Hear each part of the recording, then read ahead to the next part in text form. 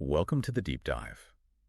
Today, we're diving into American business history, and our guide is this book called Enterprising Americans, Yeah. A Business History of the United States. Okay.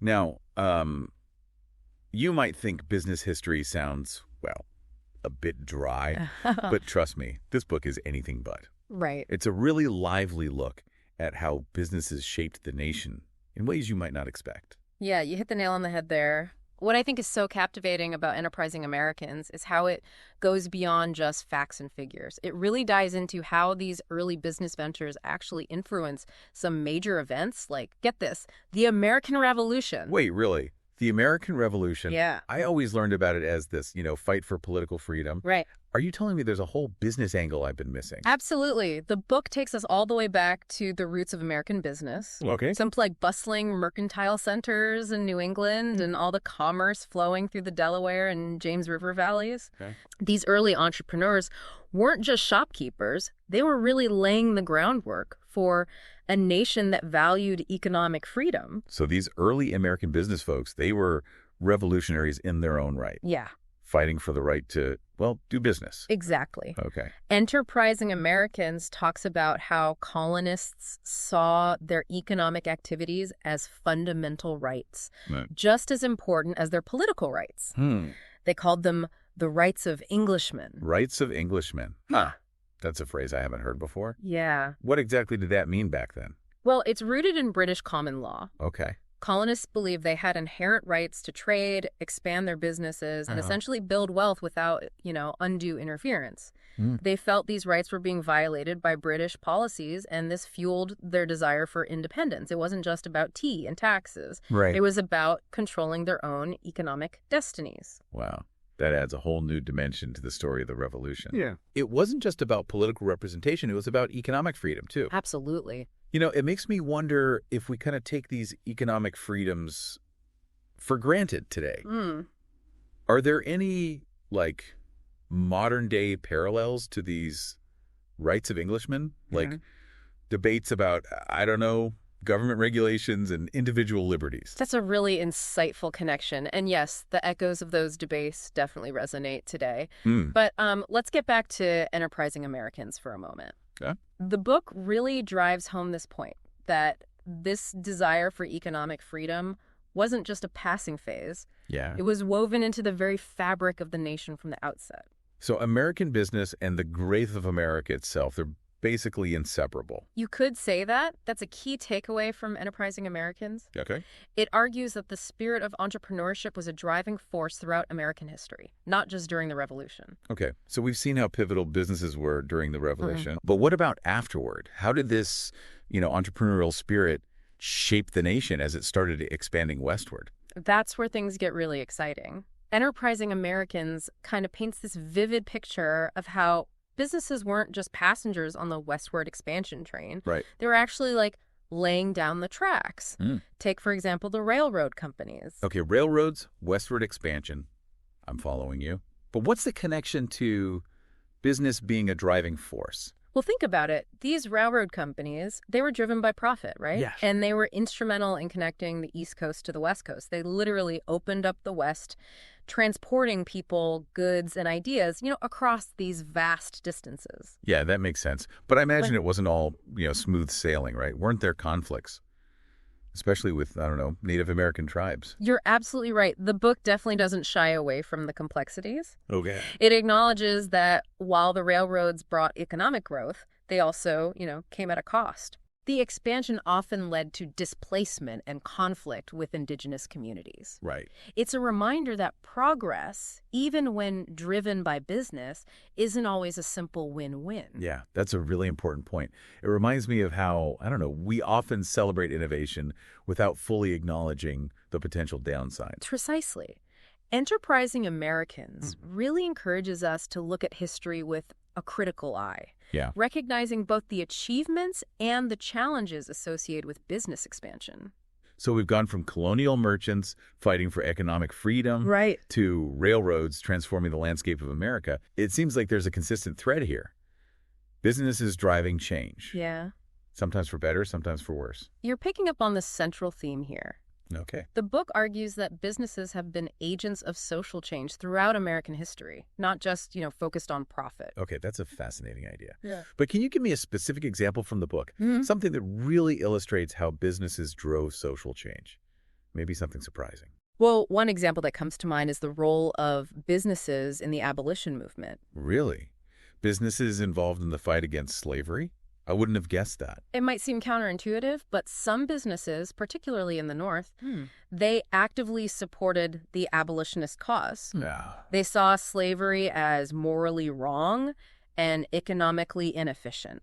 Some even helped finance the Underground Railroad, Wow. risking their profits and reputations to fight for what they believed in. Wow. I never learned about that in school. Yeah. That completely changes my understanding of that period. It shows that businesses driven by their values Right? can actually be powerful forces for social change. Exactly. It challenges the traditional view of businesses as solely profit-driven entities. Right. This is giving me a whole new perspective on the impact of business throughout history. It's not just about products and services. It's about shaping society itself. Yeah, that's the beauty of enterprising Americans. It reveals these hidden connections and kind of encourages us to think differently about the role of business. So we've covered the revolution, westward expansion, and even touched on the abolition movement. What other historical periods does the book explore? Well, it goes on to cover a wide range of eras, including the Industrial Revolution, Right. which was obviously a pivotal period for American business. The Industrial Revolution, now that was a time of massive upheaval, right? Oh, yeah. Factories popping up everywhere, new technologies emerging. It must have been a wild time to be alive. You're not wrong. Enterprising Americans does a fantastic job of capturing all that energy, that dynamism of that era. Yeah. It shows how businesses were at the forefront of this whole industrial boom, driving innovation, reshaping the economic landscape. So was it all like progress and prosperity? Or were there downsides to this rapid industrial growth? Well, like any period of intense change, the Industrial Revolution was a mixed bag, right? Right. It brought incredible technological advancements and economic growth, but it also created, new social problems. Such as? Well, the book talks about the rise of factory work, Okay. which led to really difficult working conditions for many people. Long hours, low wages, and unsafe environments were common. And this eventually gave rise to labor movements as workers began organizing to demand better treatment and fair compensation. It's interesting to see how business and social movements were kind of intertwined during this period. Yeah. Businesses driving industrial growth, but also facing pushback from workers demanding their rights. Exactly. Enterprising Americans highlights how businesses weren't just operating in isolation. Yeah. They were deeply embedded in the social fabric of the time, responding to and influencing the world around them. That makes a lot of sense. Businesses don't exist in a vacuum, after all. Nope. They're part of a larger ecosystem. Precisely. And this idea of interconnectedness, it's a key theme throughout the book. It encourages us to see business history not just as a series of, isolated events, Right. but as an integral part of the broader American story. So we've journeyed from colonial merchants to railroads to the Industrial Revolution. Yeah. Is there a common thread that kind of runs through all these periods, according to enterprising Americans? I think the common thread is adaptability. Okay. Throughout American history, businesses have had to constantly adapt to changing circumstances, from wars and revolutions to technological advancements and social movements. That makes sense. The ability to adapt and innovate Yeah. is probably key to survival in any field, but especially in business. Absolutely. And enterprising Americans suggest that this spirit of adaptability, it's one of the defining characteristics of American business. Well, this deep dive has given me a whole new appreciation for, the complexity and impact of business throughout American history. Yeah. It's not just about profits and products. It's about shaping the nation we live in today. I'm glad to hear that. That's exactly what Enterprising Americans sets out to do. Yeah. It challenges us to think critically about the role of business, recognizing its influence on everything from technology and infrastructure to social movements and cultural values. It's been an eye-opening conversation. And on that note, I think it's time to wrap up our deep dive into enterprising Americans. Okay. But before we go, I want to leave our listener with one final thought. Yeah. If business has been such a driving force in American history, shaping our values, our institutions, Right. What responsibility do businesses today have in addressing the challenges we face as a nation? That's a powerful question, and one that Enterprising Americans encourages us to ponder, Yeah. It reminds us that business history isn't just about the past. It's about understanding the forces that have shaped our present and will continue to shape our future. Absolutely. Well, thanks for joining us on this deep dive into Enterprising Americans. Yeah, thanks for having me. If you're interested in exploring these ideas further, I highly recommend checking out the book for yourself. It's a fascinating read that will give you a new perspective on American history. I couldn't agree more. And on that note, we'll see you next time on The Deep Dive.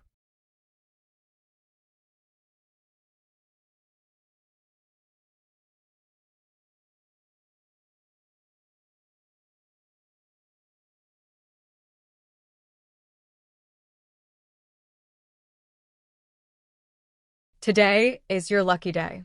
Today is the day that our $3 website works for you, paying you directly to your PayPal daily. Imagine $3 ongoing continuous payments to your PayPal account. Imagine falling asleep and waking up to $300 in your PayPal account. How would this make you feel? How could this help you? What bills could you pay? What kind of fun could you have? What does that retirement look like now? All for a one-time payment of $3. This website is DFY done for you, fully built and completely hosted, and never stops collecting payments for you. You have spent $3 on coffee on a regular, but that coffee won't help you create multiple streams of income. Click the link below.